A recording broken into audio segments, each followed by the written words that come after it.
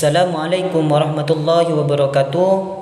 Halo semuanya, perkenalkan nama saya Muhammad Ali, Prodi Manajemen Dakwah dengan NIM 125080022 di Fakultas Dakwah dan Komunikasi Islam di Institut Agama Islam Negeri Pontianak. Saya membuat video ini untuk memenuhi tugas mata kuliah Ulumul Quran yang diampu oleh dosen kami, yaitu Ibu Muhafizah SAG MAG, dengan tema Asbabun Nuzul. Masuk ke latar belakangnya Asbabun Nuzul. Asbabun Nuzul yaitu mempelajari sebab atau peristiwa yang mendasari turunnya suatu ayat atau beberapa ayat yang ada di dalam Al-Quran. Sedangkan asbabun nuzul secara bahasa, kata asbab itu berasal dari bahasa Arab yang mengandung arti sebab atau alasan. Sedangkan nuzul berarti turunnya sesuatu. Jadi asbab dengan nuzul itu mengandung arti sebab turunnya suatu ayat yang ada di dalam Al-Quran. Dan menurut perkataan Az-Zarqani, bahwasannya asbabun nuzul yaitu menerangkan mengenai suatu ayat atau rangkaian ayat yang berisi tentang sebab-sebab turunnya ayat, atau menjelaskan hukum suatu kasus pada waktu kejadian. Dari pengertian tersebut kita dapat menarik dua kategori mengenai sebab turunnya suatu ayat. Yang pertama, bahwa suatu ayat turun ketika terjadinya sesuatu atau peristiwa, sebagaimana diriwayatkan oleh Ibnu Abbas ketika surah Al-Lahab turun. Ketika surah Al-Lahab turun itu Allah memerintahkan kepada Nabi Muhammad SAW untuk memperingatkan kerabat dekatnya. Lalu Nabi Muhammad SAW ketika diperintah oleh Allah, Nabi Muhammad SAW itu naik ke Bukit Sofa dan memperingati kerabat dekatnya terhadap adanya azab yang pedih.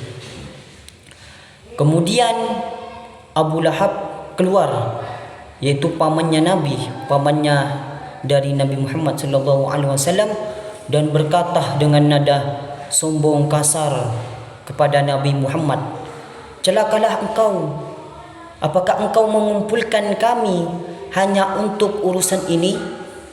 Lalu Abu Lahab berdiri dan meninggalkan tempat tersebut. Maka turunlah surah Al-Lahab. Jadi surah Al-Lahab itu turun ketika ada peristiwa tersebut.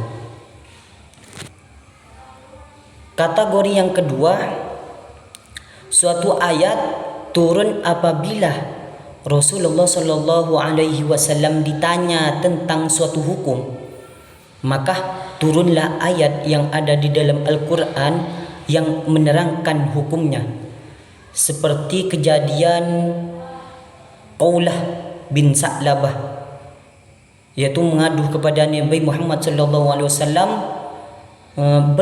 dengan dijatuhkan zihar oleh suaminya, yakni Aus bin Samit, padahal Qaulah yaitu istri dari Aus bin Samit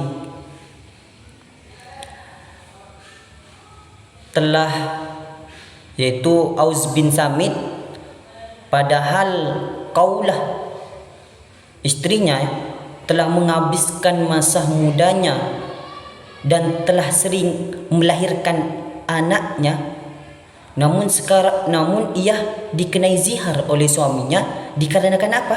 Dikarenakan tidak bisa melahirkan lagi. Tidak bisa melahirkan lagi.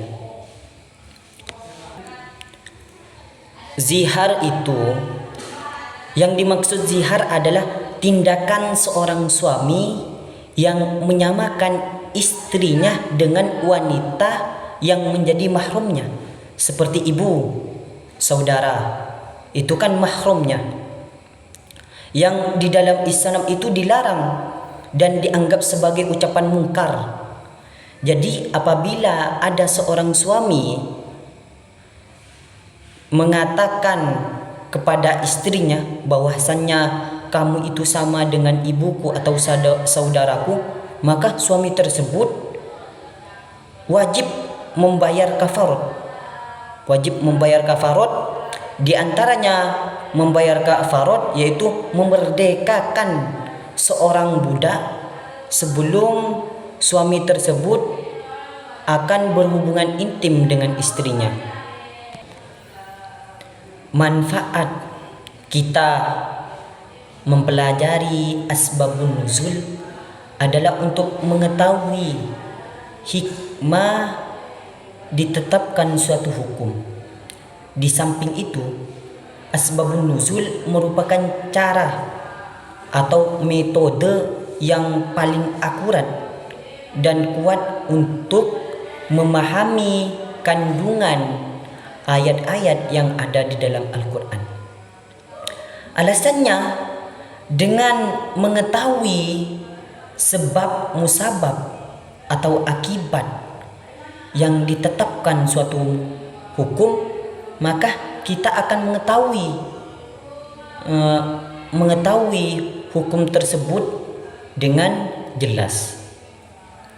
Maka dari itu pentingnya kita sebagai mahasiswa mengetahui apa itu asbabun nuzul. Sekian dari saya. Assalamualaikum warahmatullahi wabarakatuh.